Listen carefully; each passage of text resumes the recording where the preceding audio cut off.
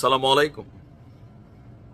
হঠাৎ করে বাংলাদেশের রাজনীতির মাঠে আমাদের ছাত্রদের যে নতুন রাজনৈতিক দলের উত্থান ঘটতে যাচ্ছে, এখানে মূল নেতৃত্বে যারা আছেন প্রত্যেকটা পোলাপাইন কিন্তু আগাগোড়া ট্যালেন্টেড ভাই, এটা বুঝতে হবে।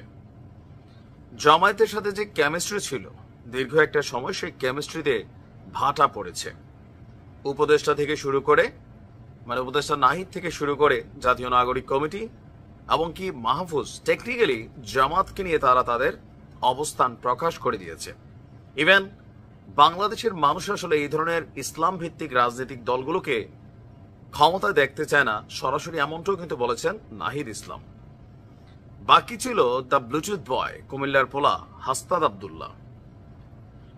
জামাতের একটা বড় ভোট ব্যাংক হচ্ছে ধরেন কি বলে যে একটু ধার্মিক মানুষ যারা মোটামুটি আলেম ওলামা কৌমি, তারপর হচ্ছে দাখিল আলিয়া সুন্নি, বিভিন্ন সেক্টরে তাদের একটা ভোট ব্যাংক ছিল। তো ছাত্রদের যে নতুন রাজনৈতিক দল হতে যাচ্ছে, সেইখানে আমি হাসনাত আব্দুল্লাহর যে অবস্থান দেখছি, এই ইসলামপন্থী বা একটু ধর্মীয় অনুভূতিশীল যে সকল ব্যক্তিরা আছেন বা মায়েরা আছেন, ভাইরা আছেন, বোনেরা আছেন, তাদের ভোটগুলোকে নিজেদের আওতায় আনার জন্য নতুন এক রাজনৈতিক কৌশল কিন্তু অ্যাপ্লাই করছে আমাদের ছাত্ররাও। হাসনাত আব্দুল্লাহ কুমিল্লায় দেবিদ্বারে একটা প্রোগ্রাম ছিল, এটা হচ্ছে আপনার ঐতিহ্যবাহী ধামতি দরবার শরীফের 2 দিন ব্যাপী একটা মাহফিল ছিল। সেই মাহফিলে হাসনাত আব্দুল্লাহ যে বক্তব্য দিয়েছেন, এটা খুবই কৌশলী একটা বক্তব্য। তিনি বলছেন যে বৈষম্য বিরোধী ছাত্র আন্দোলন এমন বাংলাদেশ চায় না যেই বাংলাদেশে আলেম ওলামার সামনে থেকে মাইক কেড়ে নেওয়া হয়। এমন বাংলাদেশ চায় না যেই বাংলাদেশকে অযোগ্য শাসকরা বাংলাদেশের জনগণকে শাসন করবে। তো তার বক্তব্যটা খুবই লম্বা চূড়া ছিল, তার সোজাসাপটা বক্তব্য। যেই বাংলাদেশে দাড়ি ধরে আলেম ওলামাদের জেলে ঢুকানো হয়, এমন বাংলাদেশ চাই না।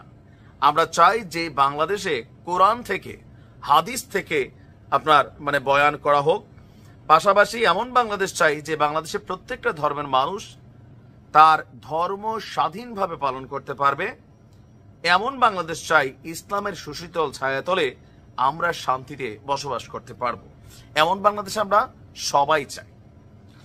গেল 1 মাস আগেও যদি বা আমরা ছাত্রদের মুখে এমন কথাগুলো শুনতাম, ভাবতাম যে বৈষম্য বিরোধী আন্দোলনের একজন নেতা হিসাবে বা সমন্বয়ক হিসাবে তারা কিন্তু বক্তব্য দিচ্ছে। বাট রাইট নাও তারা একটা পলিটিক্যাল পার্টিকে লিড করতে যাচ্ছে, যে পার্টিটাতে ডিফারেন্ট কিছু আমার মনে হয় যে পরিবর্তনশীল আমরা রূপ কিছু দেখতে যাচ্ছি। এখন ভোটের মাঠে প্রত্যেকটা রাজনৈতিক দল, বিশেষ করে ক্ষমতায় যাবার দৌড়ে বিএনপি, জামাত ইসলাম, ইভেন থার্ড পার্টি হিসাবে মূল ক্যারেক্টারের মধ্যে ঢুকার চেষ্টা চলছে। বৈষম্য বিরোধী ছাত্র আন্দোলনের যারা আছেন তারা মনে করছেন যে সারা বাংলাদেশে তাদের যে জনমত আছে, তারা রাষ্ট্র ক্ষমতায় যেতে সক্ষম। আর অন্যান্য দলগুলির সম্পর্কে তাদের চিন্তা ভাবনা, বিএনপির ব্যাপারে তো খুবই ক্লিয়ার, আওয়ামী লীগের ব্যাপারে তো আর বলারই অপেক্ষা রাখে না। বাকি ছিল জামাতের ব্যাপারে তাদের অবস্থান টেকনিক্যালি তাদের দলের ঊর্ধ্বতন যারা দায়িত্বশীল হবেন তারা কিন্তু প্রকাশ করেছেন। এখন হাসনাত আব্দুল্লাহর এমন বক্তব্যে আলেম ওলামারা বা যারা ইসলামপন্থী মেন্টালিটিতে আছেন, ইসলামপন্থী বলতে আমরা সবাই ইসলামপন্থী, কিন্তু ওই যে ইসলামী শাসন চাই ক্ষমতায়। তো এতদিন সবার কাছে একটা ছিল যে হ্যাঁ, জামাত যদি ক্ষমতায় আসে এই দেশে ইসলামপন্থী শাসনটা কায়েম হবে, আবার অন্য ধর্মের যারা আছেন তারাও শান্তিতে বসবাস করবে। যার কারণে 5ই আগস্ট পরবর্তী সময়ে জামাত ইসলাম অন্য ধর্মীদের জন্য নানান ধরনের অ্যাক্টিভিটি চালু করেছে। এটা আমরা অনেকে দেখেছি, অনেকে এটাকে হাস্যকর নিয়েছেন, আবার অনেকে পজিটিভও নিয়েছেন।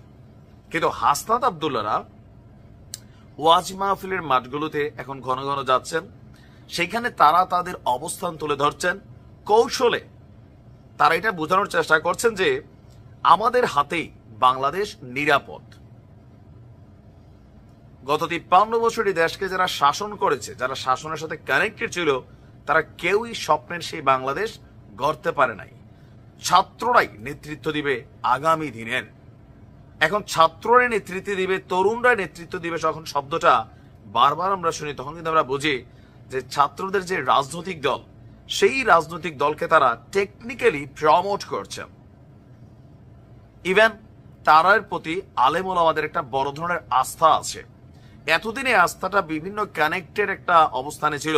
জামাত ইসলাম, হেফাজত, চরমোনাই, বাট এই তিনটা দল সম্পর্কেই বৈষম্য বিরোধী আন্দোলনের যিনি প্রধান আছেন উপদেষ্টা নাহিদ, তিনি কিন্তু ক্লিয়ার বলে দিয়েছেন যে এই দলগুলো রাজনৈতিকভাবে সরকার গঠন করতে পারবে না, মানুষ এদেরকে চায় না, ছাত্ররাই নতুনভাবে নেতৃত্ব নিবে। এখন জামাত ইসলামের যে vote bank, reserve vote bank, আলেম ওলামা বা যারা এরকম আছেন কৌমি আর বিভিন্ন লাইনে, তাদের এই ভোটকে কিন্তু এবার টেকনিক্যালি টার্গেট করেছে ছাত্ররা। ইভেন তারা অনেকাংশে সফলও হচ্ছে। যখন আস্তাদ কথা বলছিল, আলেমুলারা ঠিক ঠিক ইয়েস মানে এরকম একটা আওয়াজ তুলছিল, যে আওয়াজটা বলছিল আগামী দিনে ভোটের মাঠে ছাত্রদের দল জামাতের ভোটকে টানবে, 100% টানবে। কারণ জামাত নিজেদের কর্মীর বাইরে একটা ভোট পাইতো, সেটা হচ্ছে এই হুজুর, মাশায়েখ, আলেম যারা আছেন তাদের। এখন যখন হাসনাত আব্দুল্লাহর এমন ধরনের কথা বলেন, তো তাদের মধ্যে একাংশ ছাত্রদের প্রতি নির্ভরশীল হচ্ছেন, যেটা ভোটের মাঠে প্রভাব ফেলবে।